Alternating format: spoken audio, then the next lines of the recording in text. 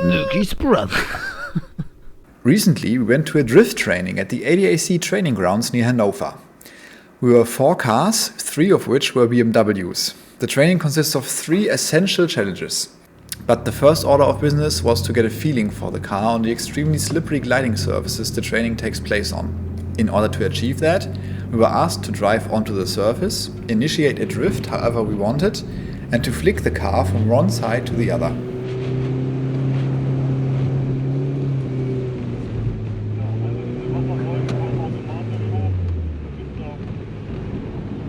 After that, it was time for the first challenge. We used the same skid pad as before, but this time 3 water fountain obstacles were placed on the pad and we were supposed to drift in between them.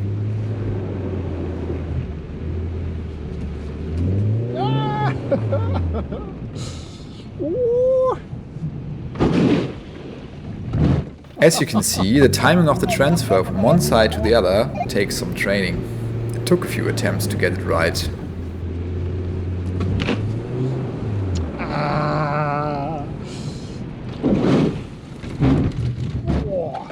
Once you get the hang of it, it's an absolutely fantastic feeling to get the transition right and flow from one side to the other between the obstacles.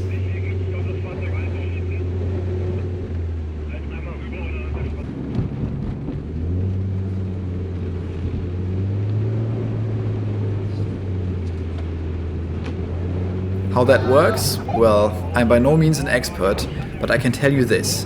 This is what we did in order to adjust the car in terms of initiating, holding the drift and transitioning or exiting the drift. In order to initiate the drift, we approached the skid pad on an angle.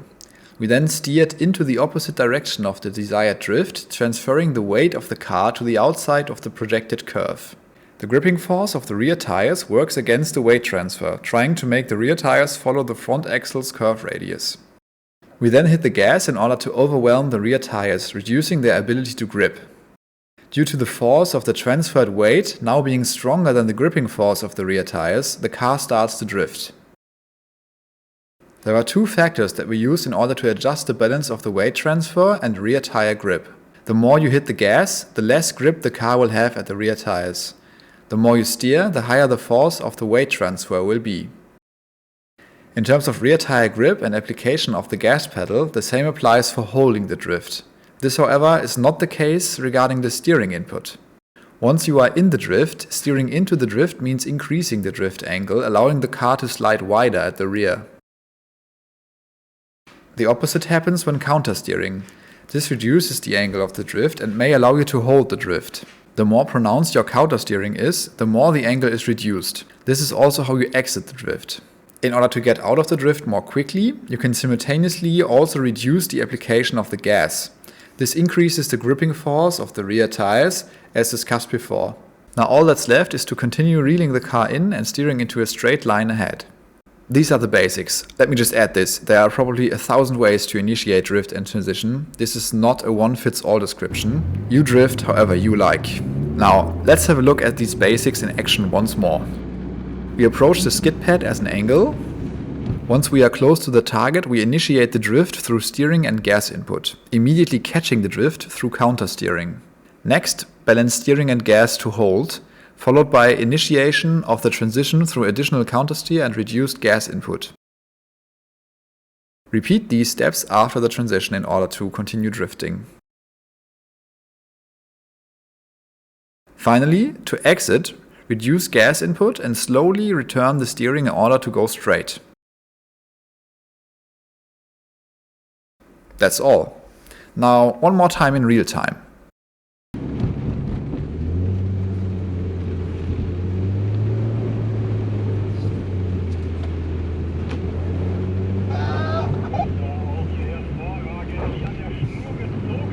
After a while, we moved on to the next challenge. This time we were supposed to drift on a half circle using the same technique as before in order to initiate, hold and exit the drift. Ja, man muss auch das ESP ausschalten, sonst kann man natürlich nicht driften, ne? This proved to be more difficult than expected and we were spinning out a lot.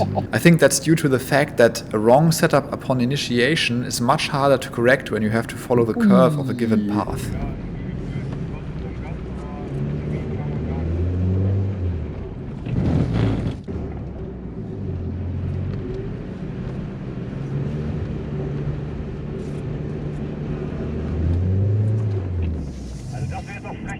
Hatte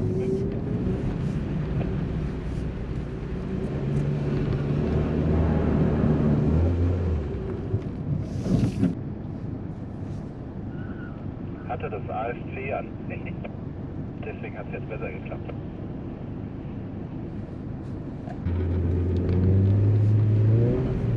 Eventually, we all got better at drifting the curve, and it was time to move on to the next challenge, which was to drift in a big circle. This proved to be the highlight of the day. Combining the techniques and experiences we had collected over the day, we happily took on this challenge. Honestly, at this point we were just having fun, no longer trying to learn anything new. I know it looks slow and slightly unexciting from the outside, but it's absolutely amazing from the cockpit's perspective.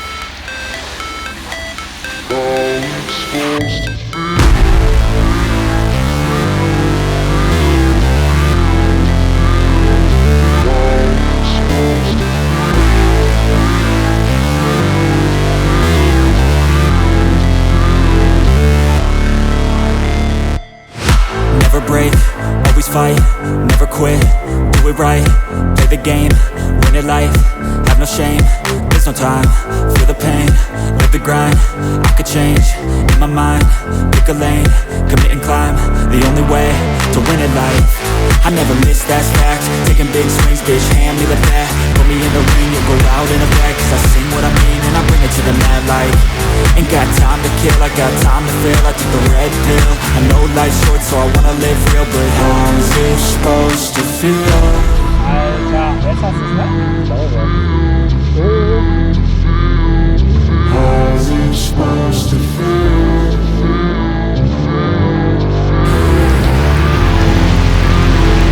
How's it supposed to feel?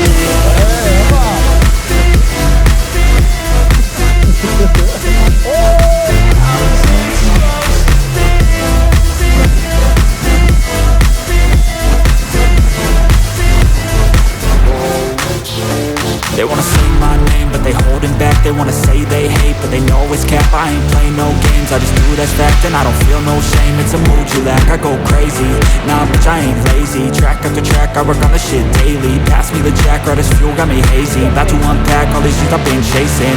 I've got visions in my head, like memories after death. To be a legend instead of something you can forget. I'm living up every breath, I'd rather lead than be led. I'll fill the seats as I spread with every word that I've said.